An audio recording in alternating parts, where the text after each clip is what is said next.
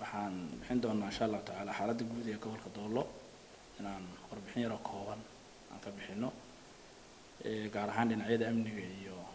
horumarka si guud sida wada ogsoontihiin dhinaca horumarka markaan ku hormaro gobolka markaan daraasad ahaan sameynay baahiyaha ugu muhiimsanaa ee 2017 aan qorshe ahaan dhiganay waxaa koow ka ahaa sugidda amniga iyo soo afjarista xalinta khilaafaadka dhinaca nabadgelyada baahiyahaas si guud gobolka waxaa aad loogu yaqaan inay ku badan tahay xalinta isku dhacyada beelaha iyo waxyaalaha kale ee amniga la xiriira ama dhacdooyin kala duwan ka dhacaan waxaan focus ka saarnay inaan soo afjarno dhammaan khilaafaadada kala duwan ee taagan kuwaas oo isugu jiray kuwa soo jireena oo soo jiitamay waqtiyo fara badan sanado badan ilaa 3 sano 4 sano iyo waqti ka sii horeeyay intaba iyo kuwa yaani xilliyada badhacay intaba isugu jiray maadaama isku dhaca beeluhu oo focus ahaan ama istaraatiijiyad ahaan oo caqabad ku yahay dhinacyada horumarka waxa weeye isdhexgalka bulshada dhaqaalaha dhinac walba yaani saameyn uu ku leeyahay waxaan diiradda saarnay caqabadaas in laga gudbo isla markaana la soo afjaro wax la yiraahdo isku dhacyada beelaha iyadoo mustaqbalka dhacdooyin dhici karaan laakiin jihooyin wax laga qabanayo kuwa taagan kuwa soo socdana laga hortagayaan dhignay alxamdulillah rabbil caalamiin ilaahay waa nagu guuleeyay dhammaan wixii khilaafaad ee taagnaa ee gobolka Doolo ka jiray si buuxda ayaan dhamaystirnay maanta waa nabadgelyo wax khilaaf oo ka taagan ma jiro sidoo kale waxaan jihooyin fiican u dhignay in laga hortago kuwa iman doona haddii la yiraahdo iyadoo la kaashanayo cid kasta ay qusayso taasina yaani intaan geestan ka xalinaynay dhimista kuwa iman kara iyadana natiijooyin fiican ayaa laga keenay xaqiiqiyan waxaan rajaynaynaa in gobolka halkaas uu kaga gudbi doono nidaamyada isku dhaca beelaha ee soo jiitamayay ama soo daashaday waqtiyo fara badan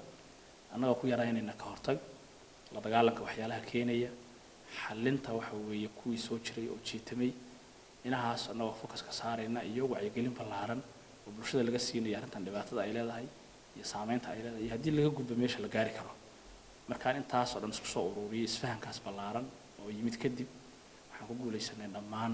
inay arrimahaasi aan soo afjarno maanta waxa weeye dhibaatooyinka jira gobolka Doolo oo khilaafyo la xiriira aysan jirinin lana xaliyay mustaqbalkana laga taxadarayay inay kuwa kala yimaadaan dhinaca isku dhacyada beelaha iyadana waxa weeye waa sida dhinaca sidoo kale waxyaalaha sababa oo la dagaalanka deegaaminta cusub iyo waxyaalaha la midka si joogto ah ayaa goob kastoo deegaamin cusub laga sameeyo looga tallaabo qaada isla saacada shirarka nabadgelyada ee lagu qiimeynayo arrimahaas ama wax laga qabanayo si joogto ah iyagana u socda taa kuleynta degmooyinka laga siinayo kiisaska iyo xaaladaha yimaada gobolada dariska Soomaaliya ama kuwa gudaha oo iyagana xiriir fiican oo dhinaca nabadgelyada ah aan leenahay xiriirkaas oo ku qotoma in dhammaan dambiilayaasha labada dhinac oo kala gudba ama qofka halkan wax ka geysta halka uu carar ama xagga wax ka geysto xaggan soo carar hadduu tuug yahay hadduu til yahay hadduu dhaawac yahay nooc kasta uu yahay xiriir dhow oo aad u wanaagsan baan leenahay kaasoo si isku mid oo lahaanshaha wixii xagga ka dhacana looga wada howlgalayo wixii halkan ka dhacana looga howlgalayo si amniga loo xaqiijiyo bulshada mataqaana nolosheedina ay wax uga bedesho arrintaas ayadana natiijooyin fiican baa laga soo hoyay 5 gobol oo Soomaaliya oo gobolka waxa la leeyahay hadii waayahan dambe Soomaaliyada hore hadda loo dhigo qaabkan dambe ee 7 noqonayaan dhammaantood xiriir fiican oo wanaagsan yaan la sameeynay ilaa maamul ilaa bulsho annagoo ka duulayna inay noogu noqdaan yaani shaqo weyn ka qabato dhinaca sugidda amniga iyo isdhexgalka bulshada labadaba shaqooyin fiican waa ka qabanay runtii sidoo kale si amniga loo xaqiijiyo sugidda amniga waxaan daadajinay adeeg bixinta booliska oo bulshada baahi badan ay u qabtay ilaa 18 goobood oo heer qabale ah ayaa la gaarsiin ka sameynay saldhigii boolis oo bulshada lagu gaarsiinayo adeeg bulshada ee ma garanaysaa dhinaca nabadgelyada oo sababtoo shacabku inta badan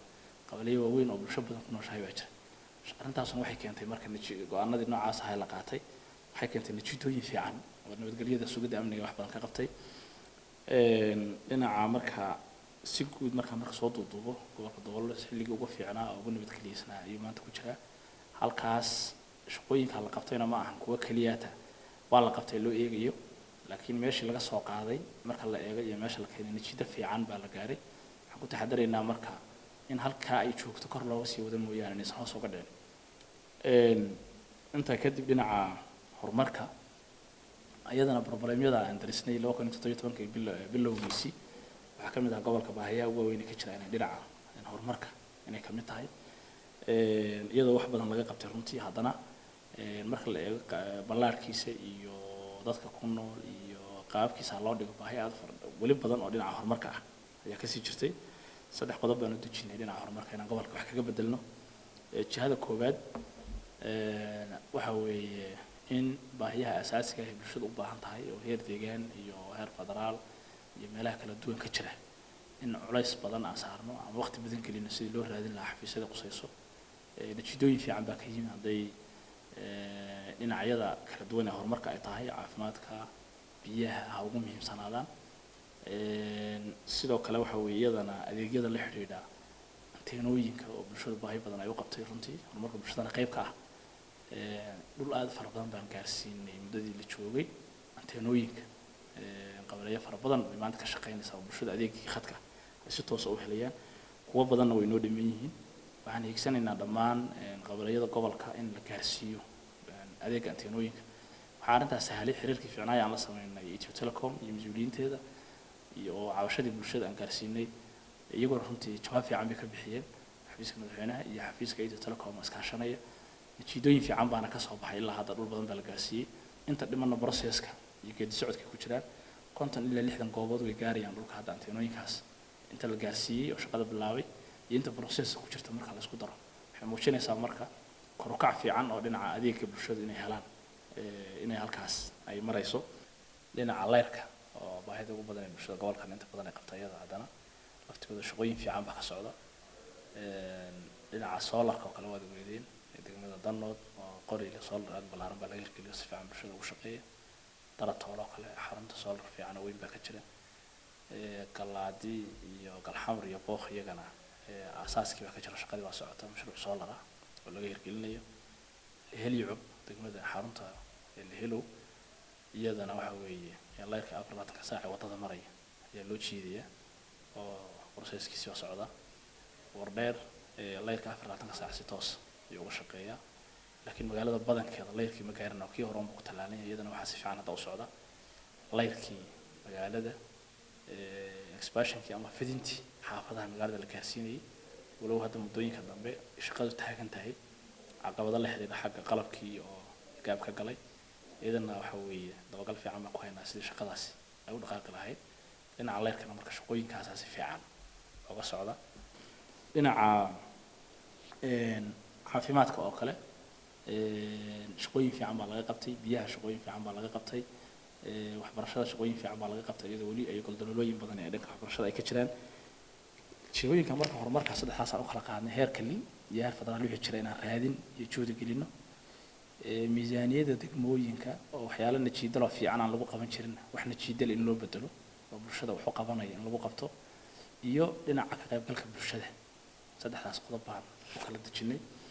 dhinaca heer deegaan marka shaqooyinka fiican baa qabsanaysaan idin sheegay oo wadooyinka hadda saddex wado oo muhiim ah yaa socda wadadii qabdaha iyo wardheer oo si tartar leh hadda u socota wali laakiin aan si fiican u soo gabagaboobin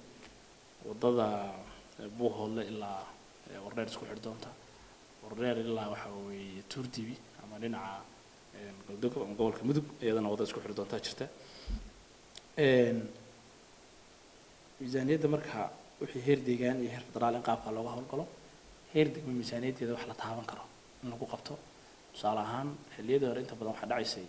in miisaaniyada degmooyinka la qabto dhan ay soft iska noqoto ama waxyaalo yar yar oo aan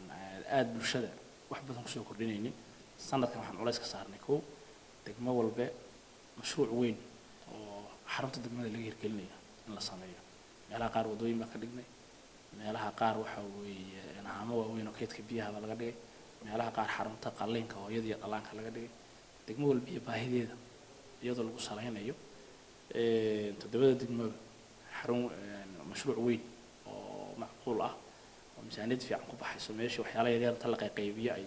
miisaaniyaddu isaga baxaysa in laga qabto dhanka caafimaadka oo kale machineries-ka xarumaha caafimaadka ay u baahan yihiin ilaa 9 xarumood in machineries-ka qalabyada shaybaarka loo soo iibiyo iyo qalabyo kale yaa ka mid ah miisaaniyadda heer degmo laga qaban doono horeyna aan loo baran waxaa ka mid ah ambalaasyo in laga soo iibin doono ilaa 2 ambalaas oo degmooyinka baahida gaarkaas sii qabay in laga soo iibin doono haddii la yiraahdo master baleyna ka mid ah magaalooyinka santarada waaweyn ee bulshadu degan tahay iyadana la gaarsiin doono oo isku tashi qaybna bulshadu la imaanayso qaybna ay degmadu bixinayso iyadoo aan ka duuleyno xafiiska hawlaha guud aan garan karno baahida dhulka taalla taa markaan qiimeynay in aanu si isku tashi ah miisaaniyadeeda wax yar ka heli karno iyo bulshada waxaan ka heli karnaa taan isku darno sanadkiiba ilaa 10 santar oo waaweyn in master baleenka laga hirgeliyo qaabkaasaan kuwa noo fula jira kuwa kalena processkii ku jiraan iyadana waa shaqooyinkaan isleenahay nolosha bulshada wax badan baa laga qaban karaa isla caymiska caafimaadka laftigiisa caymiska caafimaadka jira 7 degmada 2 degmo adeegii hadda toos uga bilowday 3 degmana waxay ku jiraan diiwaangelintii registrationkii 2 degmo kalena waxa weeye sanadka dambe ay qorshaha noogu jiraan arrintaasna wax badan bay ka bedeli doontaa kaabayaasha dhinaca caafimaadka biyaha waxa weeyaan dararka ceelasha waxaan focus ka saarnay 3 qodob dararka xoolaha ceelasha ama bulshada qodatay ama dawladdu qoday in darar loo sameeyo qalabaynta maxaan ku raahdaa sidoo kale haama kayd ah oo dhanka biyaha ceelasha cusub loo sameeyo soolaro ceelasha la saarayo oo laga kaftoomi doono shidaalka faraha badnaa maadaama shidaalka qaaliyoobay inahaasoo shaqooyinka processka ku jira gobol ahaan haddii la yiraahdo sanadkan lagu soo kordhin doono dhinaca horumarka ayay ka mid tahay sidoo kale dhinaca iyadana horumarka waxyaalaha si guud u qaadanay inaan wax kaga qaban waxa weeye strategically gobolka Doolo wuxuu ku yaalaa geographically meel ku habboon ganacsiga iyo ku yaala gobollo badan Soomaaliya oo daris leeyahay gobollada deegaankana qayb badan oo daris leeyahay si arrinta loo helo marka waxaan dejinay inaan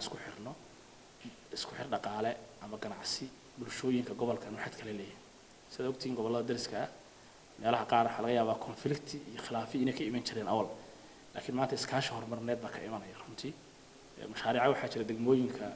degmada dhanka shaqadka iyo tan isku xirnay mashaariic laga hirgelinayaa jira wadooyin oo ka socda ilaa hal degmo hadda shaqadaas si fiican bay u qabsantay ilaa 2 degmona processkii ku jiraan waxaan taa uga goleenahay inay bulshada xaggaas joogtay iyo kuwa gudaha jooga ay isla dareemaan inay isku baahi yihiin horumarkuna uu wada taabanayo meelihii khilaafaadka uu ka iman jiray oo khilaafka cabsida uu ka jirayna in maanta aan ka abuurnay jawi iskaashi bulsho ka yimaado ganacsiga la isku darsado dhaqaalaha la isdhaafsado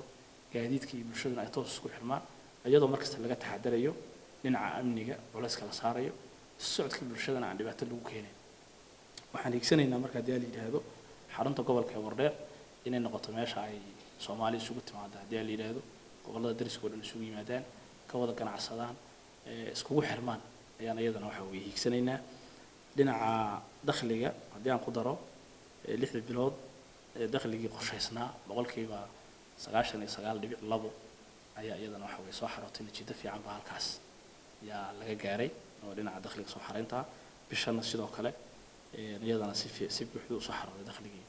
qorshaysnaa guud ahaan markaan soo ururiyo gobolka Doolo caqabadaha horumarka iyo dhinaca nabadgelyada oo aan focus gareynay sanadkii bilowgiisii labadaba natiijooyin aad u wanaagsan baa runtii ka yimid dhinaca horumarka walow stiil ay baahiyo badan jiraan oo gobolku gobol aad ballaaran yahay qaab dhismeedkiisuna uu kooban yahay marka loo eego baaxadda dhuleed ee uu ku yaalo haddana natiijooyin fiican baa laga gaaray waxaan rajaynaynaa 2060 bilood hadda soo socota iyo 2018 haddii focuska dhinaca horumarka una saarno maadaama khilaafaadkii iyo dhibaatooyinka ragaadinayay horumarka bulshada aan soo gabagabeynay waxaan focuska saari doonaa inta hadda noo dhimo sanadka iyo sanadka dambe qorshihiisa labadaba focuska waxaan saari doonaa horumarka qaybaha kala duwan ee bulshada haddii qurbo joog tahay haddii ganacsato tahay waxaan ku boorinaynaa inay qayb laxaad ka qaataan dhinaca horumarka runtii isku tashiga shacabka oo dhinaca horumarka laga qayb qaadanayo 6 bilood hadda u dambeysay 81 milyan yaa ku baxday isku tashiga bulshada oo dhinaca biyaha caafimaadka magaalooyinka waxa weeye la horumarinayo sidii aan horey ugu soo sheegay master balaanada isugu jirta shididka intaaba isugu jiraan marka anagoo bogaadinayna dadaalkaas dhanka bulshada ka socda iyo juhdiga la geliyay dhinaca wacyigelinta natiijada ka soo baxday aad u wanaagsan tahay haddana baahida jirta marka loo eego weli shaqooyin badan baa loo baahan yahay bulshada marka waxaan u faraynaa hadday maalgashi tahay hadday horumar tahay inay ka qayb qaataan dadaalada kala duwan ee dowladdu ay ka wado dhinacyada kala duwan ee horumarka gobolka dowladda ka socda